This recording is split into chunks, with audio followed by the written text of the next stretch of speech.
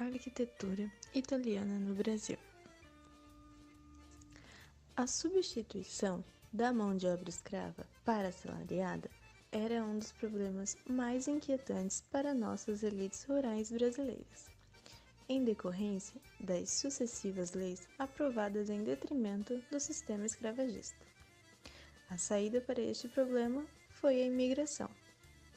Foi dentro deste contexto que ocorreu a imigração italiana para o Brasil, sendo eles 42% dos mais de 3 milhões de imigrantes que entraram no nosso país, o Brasil.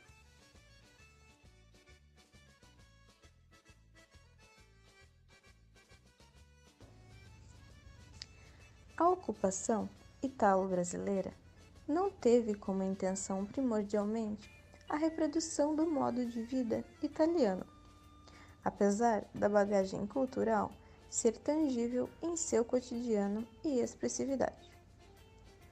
Mas, no cenário nacional, as primeiras colônias italianas que se instalaram no Brasil adaptaram-se ao meio e modificaram seu espaço, levando em consideração elementos que já constituíam e agregavam as construções brasileiras.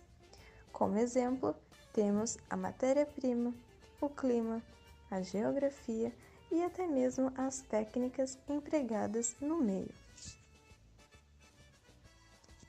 No início, os imigrantes italianos viviam em condições de subsistência, ocupando galpões de tijolo, de barro e pedra. Em sua maioria, eram agricultores e agropecuários sem muita condição de vida.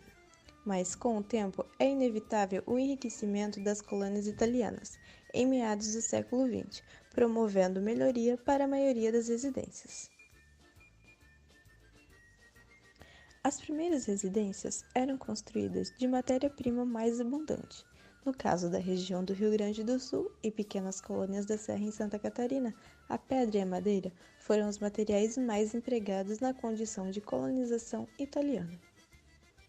Dois aspectos eram indispensáveis para o italiano: um porão ou sótão, já no caso do sótão, provindo de influências dos colonizadores alemães, e uma horta em contraposto dos alemães que mantinham um belo jardim de rosas.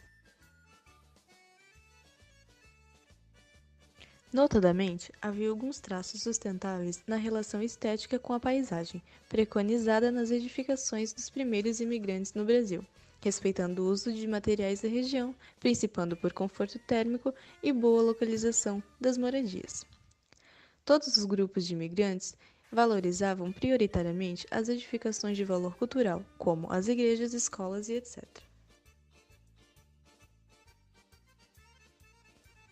Alguns exemplos de construções: a Igreja de Pinheiro Preto, em Concórdia. Uma igreja construída toda de madeira e que tem arquitetura típica italiana. A linha Pinhal, em 13 Tilhas, que mantém suas tradições na arquitetura, nos costumes e na gastronomia. A Praça Nereu Ramos, em Criciúma, que abrigou os primeiros estabelecimentos comerciais no município.